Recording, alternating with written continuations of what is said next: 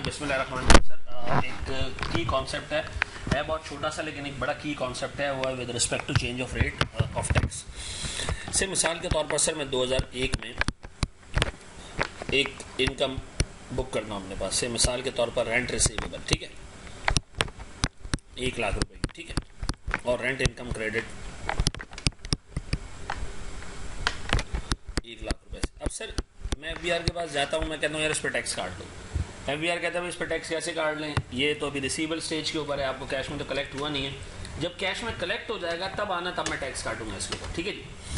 अब मैं क्या करता हूँ सर, इस पर FBR टैक्स नहीं लगा रहा तो मैं इस पर डेफर्ड टैक्स एक्सपेंस बुक कर देता हूँ। से आज रेट 40% का चल रहा है, तो मैंने 1 लाख पे 40% के हिसाब से 40,000 रुपये का डेफर्ड टैक्स बुक कर लिया और डेफर्ड टैक्स लायबिलिटी बुक कर ली 40,000 रुपये से, डन।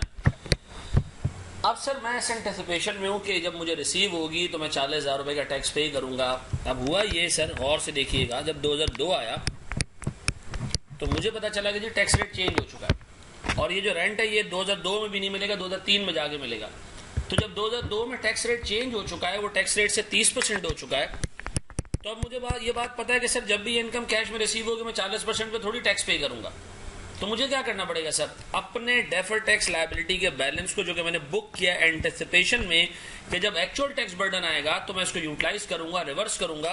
अब मुझे पता चल गया मुझे 40,000 का टैक्स पे नहीं करना, बल्कि 1 लाख पे कितने का टैक्स पे करना है, कितने का, जल्दी बताओ, 30,000 रुपये का टैक्स पे करना है। तो बताएं सर मैं अब डेफर्ड टैक्स रिवर्स करूँ, डेफर्ड टैक्स लायबिलिटी डेबिट कितने से, 10,000, और डेफर्ड टैक्स इनकम क्रेडिट कितने से, 10,000। सर फिर हुआ ये कि 2003 में आके ये पैसा रिसीव हो गया।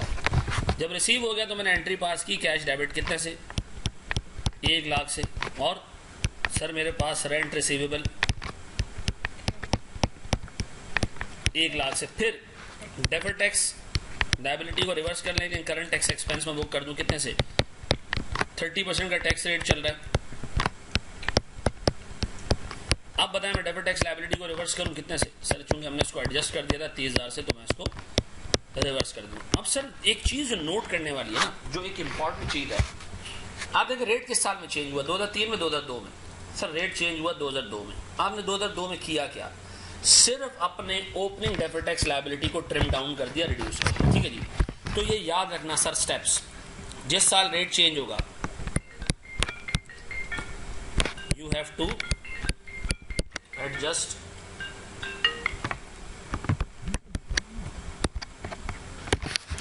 opening balance of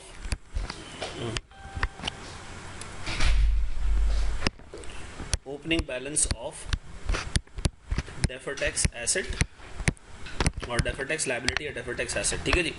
जो भी आपके पास है सर आपने उसका ओपनिंग बैलेंस एडजस्ट करना है।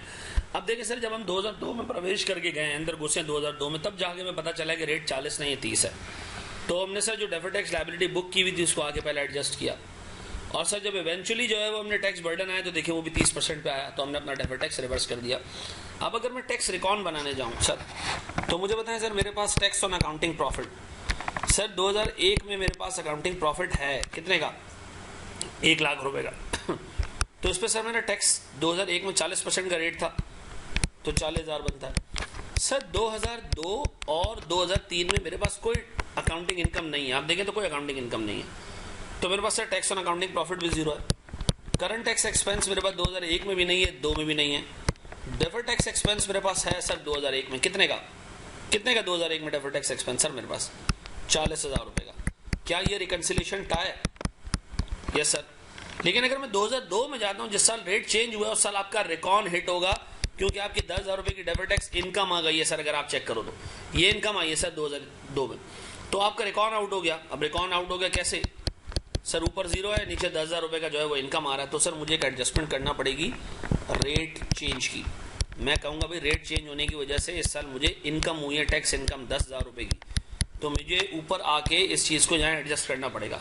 अब अगर मैं थर्ड ईयर में जाऊं सर, तो मेरे पास ये नील है। करंट टैक्स कितना है सर मेरे पास, करंट टैक्स एक्सपेंस सर 30,000, और डेफर्ड टैक्स इनकम कितने की है सर 30,000, तो इवेंचुअली नील होगा। यहाँ भी रिकन्सिलेशन आउट नहीं हुई, इधर भी रिकन्सिलेशन आउट नहीं हुई, जिस साल रेट चेंज हुआ उस साल रिकन्सिलेशन आउट। तो सर अगर मैं समराइज करूं, समराइज सर अगर मैं समरी करूं